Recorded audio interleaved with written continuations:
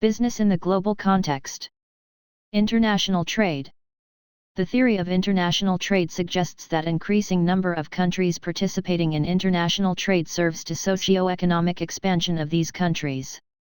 A firm that is involved in international trade must cope with several factors. Role of state as a regulatory institution and level of state intervention in a target country have to be analyzed carefully. Managing interactions among geographically dispersed firms is another aspect of involving global business. Point 4. Marketing goods and services in different countries and working with local employees require examining values, norms, beliefs, and expectations of foreign cultures. Working in a business ecosystem consists of big and small players may also require development of unique strategies for organizational survival. Entrepreneurs as well as managers who have an intention to carry out firms' operations abroad have to understand and examine the concept of globalization carefully. Globalization differs than the internationalization process, which is basically operating across national borders. Globalization began with the tendency of first industrial firms to market their goods to other countries during the late 19th century. The story of globalization in Turkey is quite different from industrialized Western countries. The state financed the industrialization processes through public banks and import substitution policies that shaped the economic activities until 1980s. Import substitution is an economic policy which defends replacing foreign imports with domestic products. Turkey has converted its economic strategy from a protectionist model to a market-oriented and an open perspective during the recent decades. Turkish state has signed several agreements concerning free trade between European Union and Turkey after mid-90s. Balance of trade, BOT, is the difference between a country's imports and its exports for a given time period. A country that exports more than it imports has a trade surplus. On the contrary, if a country imports more than it exports has a trade deficit. Turkey is among the countries which have major trade deficits. Turkey needs raw materials, energy sources, and technical know-how from other countries to sustain its economic growth. A multinational corporation, MNC, is an organizational form, which has operations in more than 2 countries, and it consists of a central firm usually in the home country and branches or subsidiaries in foreign countries. The initial steps towards internationalization of MNCs usually start with entering markets that are most familiar to the home markets. The critical success factors for MNCs emphasized in the literature are: entering into complex markets to gain new knowledge, recognition and reputation, key strategic partnerships. It is not so meaningful to think about a strict distinction between national and international competition in today's global economy. A local entrepreneur who owns a small market may anytime face with competitive pressures of international retail chains. MNCs generally have an advantage to achieve economies of scale. Economies of scale is the cost advantage that arises with increased output of a product. Firms have to find partners, collaborate, and cooperate with each other to compete with big players, which have dominated international markets. So, international competition refers to a complex network of multiple types of relations and interactions.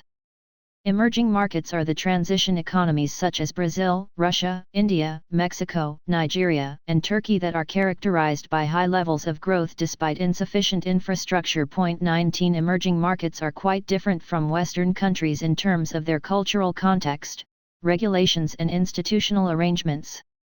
Power tactics and organizational survival in foreign markets.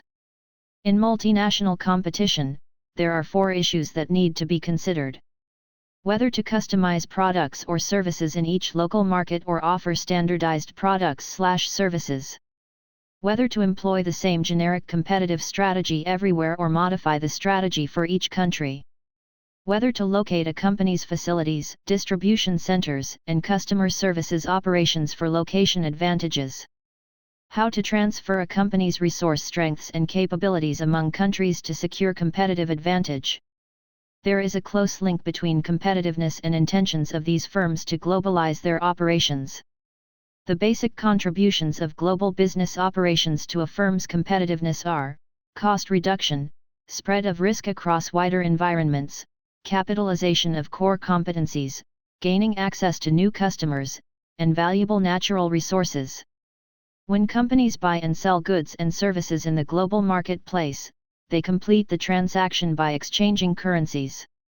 Exchange rate is the number of units of one currency that must be exchanged for a unit of the second currency. Fluctuating exchange rates affect exporters depending upon manufacturing country's currency power in positive or negative ways.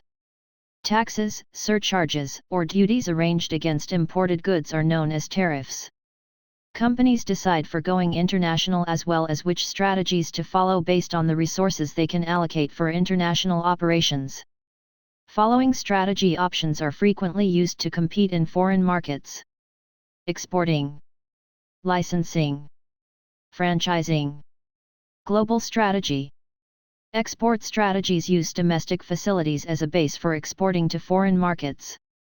Licensing is an appropriate choice when a firm has valuable technical know-how or a patented product but lacking international capabilities positioning in foreign markets. Franchising has a better fit into global expansion efforts of service and retailing companies. The strategic choice for a global strategy is to employ essentially the same strategy in all countries. There would be 3 options for dealing with these specific conditions and buyer preferences. They are Think Local Act Local, Think Global Act Global, Think Global Act Local options. Competitive advantage is the superiority or an edge that a company gains over its rivals. There would be 3 ways to gain competitive advantage. Locating activities among countries to decrease costs on high product differentiation. Efficient and effective transfer of competencies and capabilities from one country to another for companies. Coordinating dispersed activities. Global competition can be achieved via cooperation and cooperative agreements with foreign companies. Purposes of strategic alliances are joint research efforts, sharing technology, joint use of production on distribution facilities, and marketing one another's products and services. In international business environment there are many appeals and advantages of strategic alliances. These are listed below. Better access to feasible countries from host country to import and market products/services. Capture economies of scale. Fill missing information in technical expertise of local markets. Share distribution facilities and dealer network. Take advantage of partners' local market knowledge and networks. Combine competitive energies toward defeating mutual rivals. Under some circumstances, there would be pitfalls of strategic alliances such as to overcome language and cultural barriers, to deal with diverse or conflicting operating practices of partners, to consume time for managers in terms of communication, trust building, and coordination costs, to create mistrust when collaborating in competitively sensitive areas, to clash in egos and company cultures, to deal with conflicting objectives, strategies, corporate values, ethical standards, to become too dependent on another firm for essential expertise in the long term. The characteristics of emerging international markets may be different and as a result, competition in these markets should be arranged accordingly. Companies have to attract buyers with bargain prices and have to achieve a better fit to local requirements. Specially designed or packaged products may be needed to accommodate local market circumstances. Management teams for these firms must consist of a mix of expatriate and local managers. For emerging markets, competition should be based on low price. The companies aiming at emerging markets may need to develop new business models to accommodate local conditions. Business in a multicultural environment. The cultural, economic, social, and political systems differ between countries. As culture is a blend of values in a society, it shapes the way of doing business in organizations. Culture can affect how managers lead, hire, and compete in various countries. Ethical values are individuals' moral judgments about what is right or wrong. Universalism is widespread and objective sets of ethical guidelines exist across countries. Cultural relativism refers to the approach that a country's own unique culture, laws, and business practices determine ethical behavior in a country. The implications for international management could be explained through evaluating cultural dimensions and categorizing by country clusters. How countries are clustered based on cultural values and to what extent cultural values affect employee attitudes need to be considered primarily in internationalization decisions. International managers should consider the culture together with the basic managerial decision areas such as employee motivation, human resource practices, organizational structure, strategy formation and implementation, conflict management, negotiation tactics, and leadership styles. The key point in managing multicultural and international business environment is to understand culture and turn it into an advantage. Most of the research results show that companies are more successful when investors and managers consider local methods. However, managing culture is not easy because it is complex, dynamic, and there are common exceptions.